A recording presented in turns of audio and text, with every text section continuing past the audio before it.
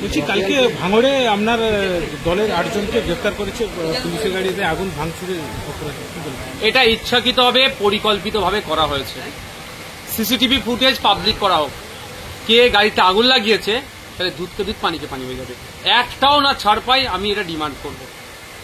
আমি ডিমান্ড করছি, যারা পুলিশের গাড়িতে আগুন লাগিয়েছে, পুলিশের উপরে যারা অনৈতিক আচরণ করেছে, কোনোভাবেই সেটাকে প্রশ্রয় দেওয়া যায় না। কিন্তু সেগুলো কারা?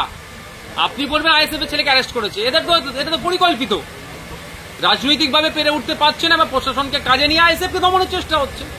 আমি তো জোর গলায় বলছি, ওইটা আগুন লাগানোর ভিডিওটা বাজার তোর তো সিসিটিভি ছিল, তো পাবলিক ডোমিনে দিক না কারা আগুন লাগিয়েছে। দেখবেন তৃণমূলের অনেকে আছে, দেখবেন হয়তো ওরা পাবলিক ডোমিনে ভিডিওই দেবে না। কারণ দুটো, একটা তাহলে কারা কারা ছিল ধরা পড়ে যাবে, আইএসএফ এর নামে বললাম বন্ধ হবে, আর দ্বিতীয় হচ্ছে যারা ছিল তারা তৃণমূল ঘনিষ্ঠ বা তৃণমূলের নেতা, সেটা প্রকাশ পেয়ে যাবে। গতকাল ভাঙড়ের অশান্তি নিয়ে স্বপন মোল্লা আপনাকে দায়িত্ব বলছেন। হ্যাঁ, আমাকে তো অনেক কিছু বলবে। ইনভেস্টিগেশন এখন শুরু হয়েছে, তো দাঁড়ান ইনভেস্টিগেশন কোথায় যে শেষ করি আমরা দেখাবো। আমরাও তো আছি, আমরাও আইনকে মান্যতা দিয়ে চলি, ছাড়ার জায়গা নাই।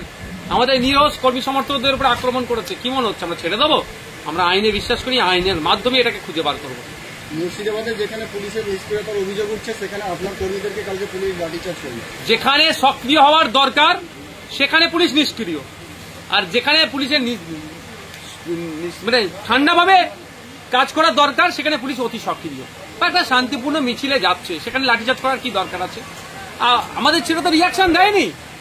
বাসন্তী হাইওয়ের উপরে তো পুলিশ মারলো, ওখানে অতি সক্রিয় হওয়ার দরকার ছিল যেখানে কমিউনাল টেনশন হতে পারে সেখানগুলোতে। তা বাদ দিয়ে এখানে চালাচ্ছে, এটা পুরো একটা অরাজকতা চালাচ্ছে। 26,000 যে চাকরি বাতিল হয়েছে, এইটা থেকে মানুষের মাইন্ড ডাইভার্ট করে হিংসা হ্যান ত্যান, কোন জায়গায় ধর্মীয় দাঙ্গা হ্যান ত্যান অন্যদিকে টান করার চেষ্টা করছে। মুখ্যমন্ত্রী বলছেন এ রাজ্যে সংশোধিত ওয়াকফ আইন বাস্তবায়ন করতে দেবে না। কোন পন্থায় বাস্তবায়ন করতে দেবেন না ভাই? পন্থা অবলম্বন করতে হবে তো। আমি যদি মুখে বলে দিই আমি এখান থেকে দিল্লি যাব, সুপ্রিম কোর্টে মামলা করলে বাস্তবায়ন হবে না, তো আমাকে সুপ্রিম কোর্টে মামলা করতে হবে। কালকে তো ফার্স্ট হিয়ারিং আছে, দেখি রাজ্য সরকারের পক্ষ থেকে কে দাঁড়িয়েছে। আমি সুপ্রিম কোর্টেও বলছি, মাঠে ময়দানে লড়াই করছি। কালকে হিয়ারিং আছে, আমারও লিস্টে দেখবেন রান করছে না। যেটা বলছে এইটাকে আটকাতে গেলে যে মুখ্যমন্ত্রীর কথা অনুযায়ী 3টে কাজ প্রাইমারি লেভেলে করতে হবে। প্রথম কাজ হচ্ছে আমাদের বিধানসভায় একটা রেজুলেশন পাস করাতে হবে যে আইনকে আমরা বলবৎ হতে দেব না। ওই রেজুলেশনের কপি নিয়ে সুপ্রিম কোর্টে সরকারকে যেতে হবে। এই দুটো গুরুত্বপূর্ণ কাজ। আমি 3 নম্বর কাজটা, যেটা আমি মুখ্যমন্ত্রীকে চিঠিও করেছি, রাজ্যসভার, লোকসভা এবং পশ্চিমবঙ্গের বিধানসভাতে তৃণমূলের যে সমস্ত বিধায়কগুলো আছে তাদেরকে দিয়ে আলাদা আলাদা করে একটা মামলা হোক। তাহলে এত জনপ্রতিনিধি যখন একটা মামলা করবে, সুপ্রিম কোর্ট এটাকে নড়েচড়ে বসবে, গুরুত্বটা বেশি হবে। কিন্তু এই পন্থা কি অবলম্বন করছে? কেন্দ্রীয় গোয়েন্দা সংস্থার রিপোর্টে ওয়াকফ সম্পত্তি জবরদখলের ক্ষেত্রে তৃণমূলের নেতাদের নাম দিয়েছে।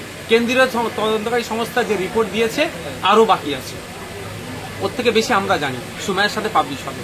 বিধানসভার মধ্যে আমি বলেছি, কেন্দ্রীয় তদন্তকারী সংস্থা তো গত কয়েকদিন আগে দিয়েছে। বিধানসভাতে আমি কয়েক মাস আগে বলেছি যে আমাদের এই হাউসে এমনও মানুষ আছে যারা ওয়াকফ সম্পত্তি লুট করে রেখে দিয়েছে। তারা এখন ঠিক করতে পারছে না কি বলবো না বলবো। তৃণমূল সরকারের আমলে 2011 সালের আগে তৃণমূল সরকার কি বলেছিল, তখন তো বিরোধী আসলে ছিল, যে ক্ষমতায় আসলে সব ওয়াকফ সম্পত্তি উদ্ধার করব। ওয়াকফ সম্পত্তি উদ্ধার হয়েছে? আমি আরটিআই রিপোর্ট বলছি, আমি আমার নিজের বানানো গল্প করছি না। আরটিআই রিপোর্ট বলছে প্রায় পশ্চিমবাংলাতে 75,000 বিঘা ওয়াকফ সম্পত্তি বিহাত হয়ে আছে। আর যেগুলো উদ্ধার হয়েছে সেইগুলোতে আবার প্রাইভেট ডেভেলপারকে দিয়ে ডেভেলপ করিয়ে মাল তুলছে। অনেক অনৈতিক কাজ আছে, সময়ের সাথে সাথে আস্তে আস্তে এক্সপোজ আমি করবো। ওয়াকফ আন্দোলনকে কেন্দ্র করে মুর্শিদাবাদ থেকে শুরু করে আপনার বিধানসভা ভাঙড় যেভাবে উত্তপ্ত হচ্ছে, আন্দোলন ঠিক পথে এগোতে পারবে? এটা তো পরিকল্পিতভাবে আন্দোলনকে ভেঙে দেওয়ার চেষ্টা চলছে, বিজেপিকে সুবিধা করে দেওয়ার চেষ্টা হচ্ছে। আমি আমার বিধানসভার কথা বলছি, দায়িত্ব নিয়ে বলছি, পুলিশি গাফলুতি, পুলিশি অতি সক্রিয়তা এবং তৃণমূল কংগ্রেস এই ঘটনাটা ঘটিয়েছে।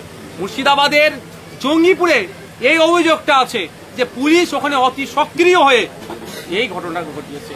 আর শামশেরগঞ্জ ধুলিয়ানে ওখানে পুলিশ নিষ্ক্রিয় ছিল। যে আমার 2 ভাইকে বাড়িতে ঢুকে বাপ্পাটাকে খুন করেছে, যদিও আজকে 2টো খুনি ধরা পড়েছে, যেন জামিন না পায়। আমি আশা করবো জজেদের ভাই যারা যারা রিপোর্ট পেশ করবে তাদের কাছে যে এমন রিপোর্ট বানাবেন তারা বারবার ফোন করেছিল এখানে দাঙ্গা হতে পারে বা এই মর্মে। প্রশাসনের কোনো কর্তা উত্তর দেয়নি। আর যে গুলি করে, যে পুলিশের গুলিতে একটি ছেলে মারা গিয়েছে, সে তো বাড়ি ফিরছিল আত্মীয়ের বাড়ি থেকে, সে ওতে কিছুই ছিল না, তাহলে সাধারণ নিরীহ মানুষ মারা গেল, এর দায়িত্ব পুলিশকে নিতে হবে। আর আমি অনুরোধ করব, ওয়াকফ আন্দোলনটা ধর্মীয় আন্দোলন হিসাবে কেউ গড়ে তুলবেন না। বিজেপি তৃণমূল চাইছে এটা ধর্মীয় আন্দোলন হোক, আমরা মনে করছি, ইন্ডিয়ান সেকুলার ফ্রন্ট মনে করছে এটা সামাজিক আন্দোলন, অর্থনৈতিক আন্দোলন। একে সেই সেপ্টাই দেওয়া হোক। এই আন্দোলনটা শান্তিপূর্ণ হতে হবে, ধর্মনিরপেক্ষ হতে হবে, গণতান্ত্রিক প্রক্রিয়ায় আন্দোলন গড়ে তুলুন। 6 মাস থেকে প্রয়োজন 1 বছর পর্যন্ত আন্দোলন চালিয়ে যেতে হবে। এই আন্দোলন অবিরাম আন্দোলন চলবে, কিন্তু এই আন্দোলনের মধ্যে কেউ ঢুকে যারা হিংসা ছড়াতে চাইছে তারা কোনো মতেই এই আন্দোলনের অগ্রগতি চাইছে না। Thank you.